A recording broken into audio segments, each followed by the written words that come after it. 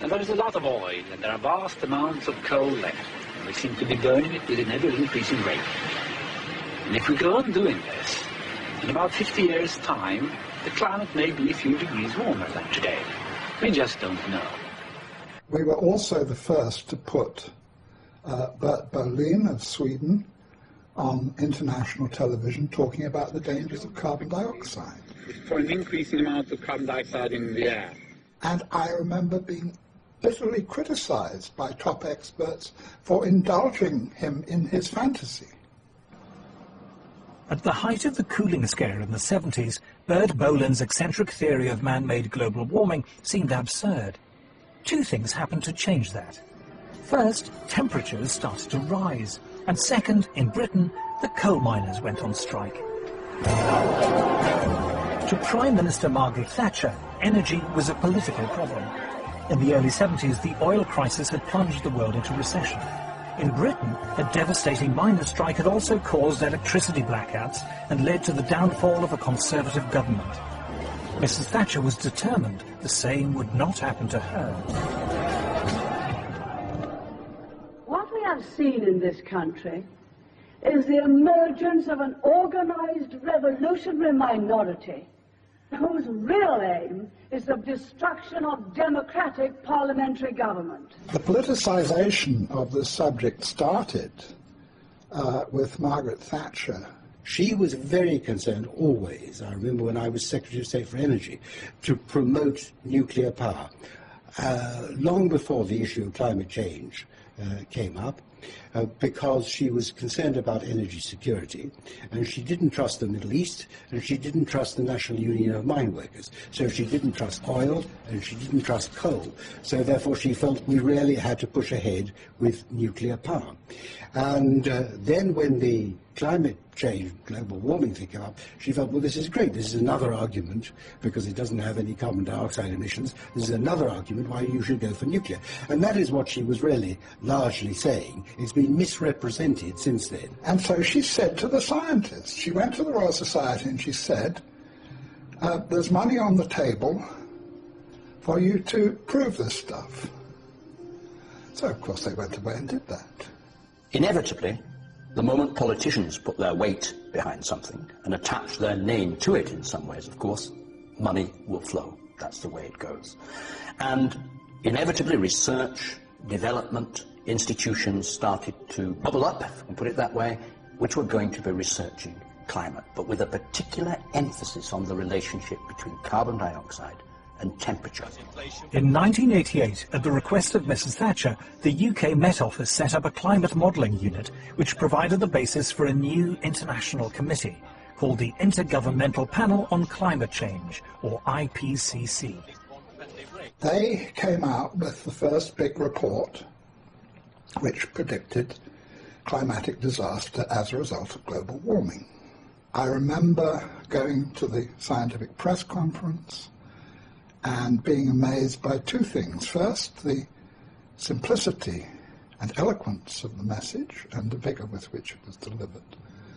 And secondly, the total disregard of all climate science up till that time, including, incidentally, the role of the sun, which had been the subject of a major meeting at the Royal Society just a few months earlier.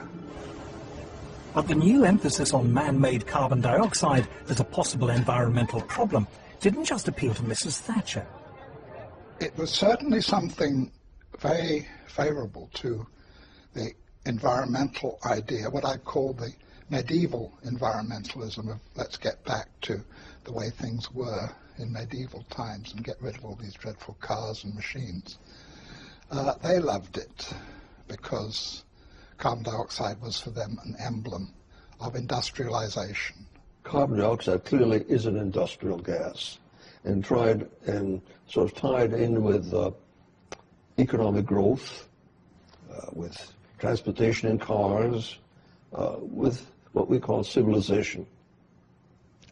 And there are forces in the environmental movement that are simply against economic growth.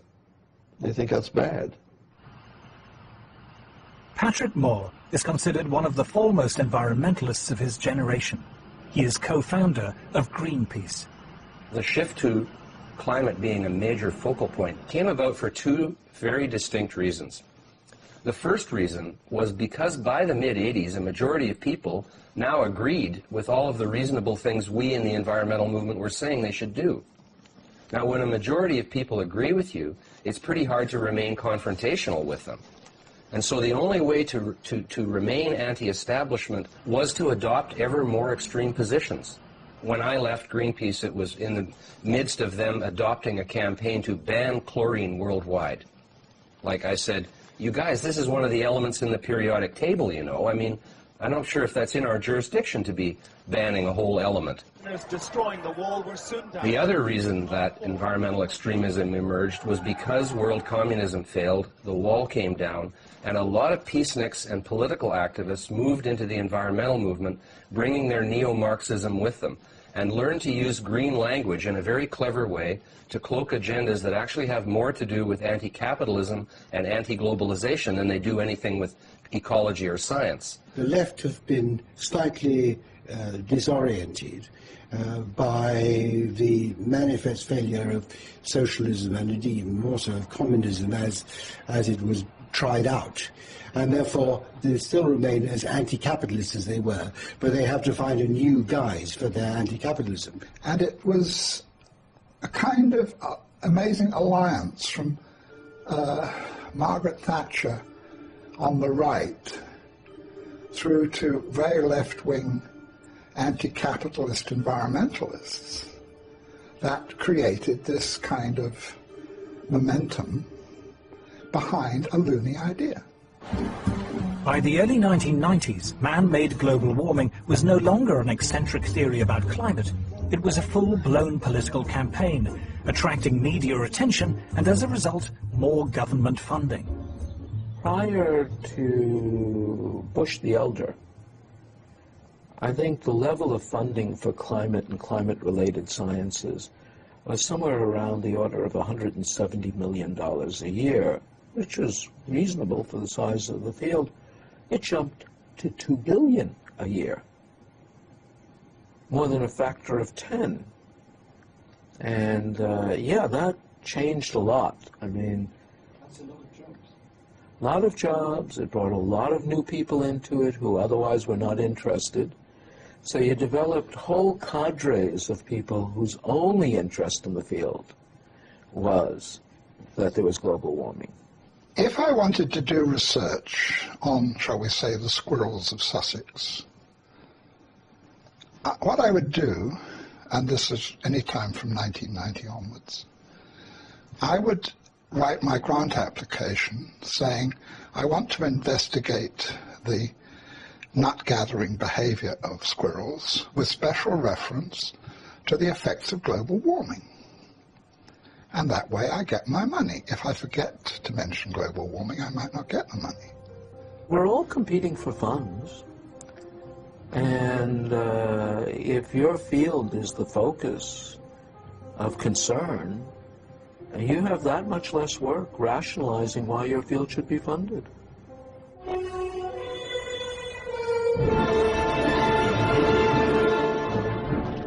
A large portion of government funds went into building computer models to forecast what the climate might do in the future. But how accurate are those models? Dr. Roy Spencer was Senior Scientist for Climate Studies at NASA's Marshall Space Flight Center. He has been awarded medals for exceptional scientific achievement from both NASA and the American Meteorological Society. Climate models are only as good as the assumptions that go into them, and they have hundreds of assumptions. All it takes is one assumption to be wrong for the forecast to be way off. All models assume that man-made CO2 is the main cause of climate change, rather than the sun or the clouds. The analogy I use is like my car's not running very well, so I'm going to ignore the engine, which is the sun, and I'm going to ignore the transmission, which is the water vapor, and I'm going to look at one nut on the right rear wheel, which is the human-produced CO2. It's that, the science is that bad. You haven't understood all the components, the cosmic rays, the solar the CO2, the water vapor, the clouds, and put it all together. If you haven't got all that, then your model isn't worth anything. The range of climate forecasts varies greatly. These variations are produced by subtly altering the assumptions upon which the models are based. I've worked with modelers, I've done modeling, and with a mathematical model and you tweak parameters, you can model anything. You can make it warmer, you can make it get colder by changing things. To the untrained eye, computer models look impressive, and they give often wild speculation about the climate the appearance of rigorous science. They also provide an endless stream of spectacular stories for the media. The thing that has amazed me as a lifelong journalist is how the most elementary principles of journalism seem to have been abandoned on this subject. You've got a whole new generation of reporters, environmental journalists. Now, if you're an environmental journalist, and if the global warming story goes in the trash can, so does your job. And the reporting has to get more and more hysterical because there are still, fortunately, a few hardened news editors around who will say, you know, this is what you were saying 5 years ago. Ah, but now it's much, much worse. You know, there's going to be 10 feet of sea level rise by next Tuesday or something. They have to keep on getting shriller and shriller and shriller. It is now common in the media to lay the blame for every storm or hurricane on global warming. But is there any scientific basis for this? This is purely propaganda. Every textbook in meteorology is telling you the main source of weather disturbances is the temperature difference between the tropics and the pole. And we're told in a warmer world, this difference will get less. Now that would tell you you'll have less storminess, you'll have less variability. But for some reason that isn't considered catastrophic. So you're told the opposite. It is sometimes suggested that even a mild increase in global temperature could lead to a catastrophic melting of the polar ice caps. But what does Earth's climate history tell us? We happen to have temperature records of Greenland that go back thousands of years. Greenland has been much warmer. Just 1,000 years ago, Greenland was warmer than it is today, yet it didn't have a dramatic melting event. Even if we talk about something like permafrost, a great deal of the permafrost, that icy layer under the forests of Russia, for example, 7,000 or 8,000 years ago melted far more than we're having any evidence about it melting now. So in other words, this is a historical pattern again, but the world didn't come to a crunching halt because of it. Professor Shinichi Akasofu is head of the International Arctic Research Center in Alaska, the world's leading Arctic research institute. Professor Akasofu insists that over time, the ice caps are always naturally expanding and contracting. There are reports from time to time, a big chunk of ice break away from the Antarctic continent. Those must have been happening all the time. But because now we have a satellite that can detect those, that's why they become news. Actually, all the TV programs that relate to global warming show a big chunk of ice falling from the edge of the glaciers. But people forget that ice is always moving. These data from NASA satellites show the huge natural expansion and contraction of the polar sea ice in the 1990s. News reports frequently show images of ice breaking from the edge of the Arctic.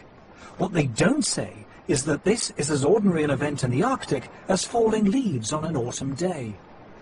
They ask me, did you see ice falling from the edge of the glaciers? Yes, that's the spring breakup. That happens every year. Press come to us all the time, you know, I want to see something, the greenhouse disaster. I say there's none. It is now common to blame changing sea levels in different parts of the world on climate. But how scientific is this? sea level changes over the world in general are governed fundamentally by two factors. What we would call local factors, the relationship of the sea to the land, which often, by the way, is to do with the land rising or falling than anything to do with the sea. But if you're talking